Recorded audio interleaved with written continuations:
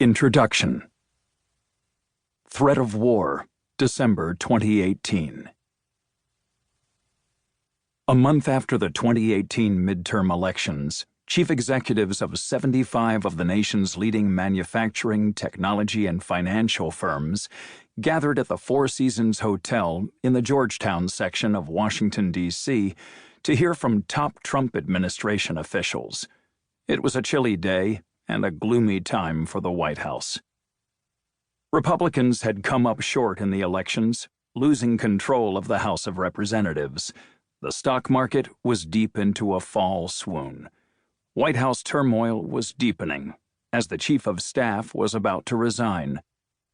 On that December 4th, Washington was also preparing for the funeral the following day of President George H.W. Bush, who seemed like a leader from some Paleolithic period when politicians spoke civilly and soap opera drama was reserved for TV. The CEOs had a different concern on their minds: China. How badly were U.S.-China relations deteriorating? Was the trade war between the two nations spinning out of control? Should they remake their business strategies and assume that tariffs, sanctions, and indictments would permanently limit trade and investment between the two nations? The group was part of what the Wall Street Journal calls its CEO Council, about 200 companies that pay $24,800 a year to have senior executives join sessions in Washington and elsewhere around the world with policymakers. Sitting on a conference room stage, Wall Street Journal reporters and editors pepper administration officials with questions. The audience gets to vote on a question chosen by the editor, with the results displayed on an electronic screen at the front of the room.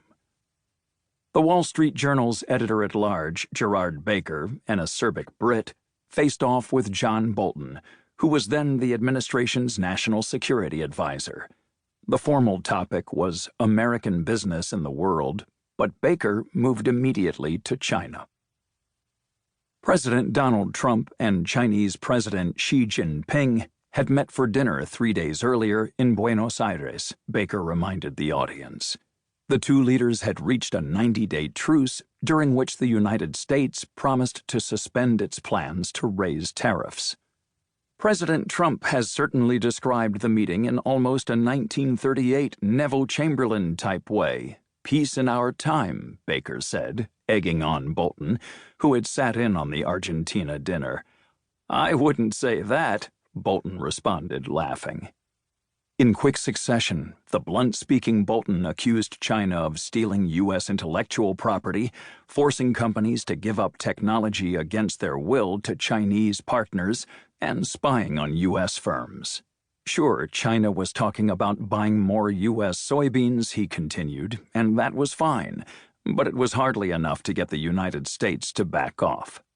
We don't see the American future being a third-world country supplying natural resources and agricultural products to China, Bolton said. We need to see some major changes in their behavior, structural issues, if you will. Without these changes, he continued, there would be more punishment.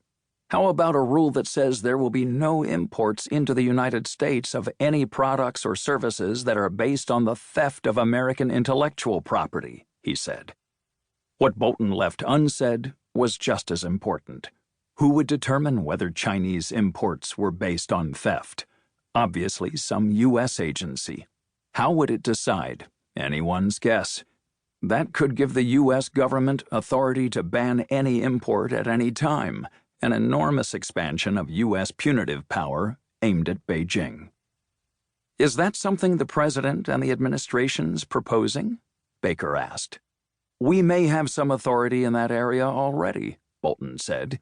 We may need additional legislation, but this is what we're talking about. The United States clearly had misread China's rise, he went on. American policy was based on the assumption that bringing China into the WTO, World Trade Organization, would increase pressure to conform to international norms in trade and business areas. That has obviously not happened. We had decades of people who said the modernization and economic growth of China would produce increased political freedom.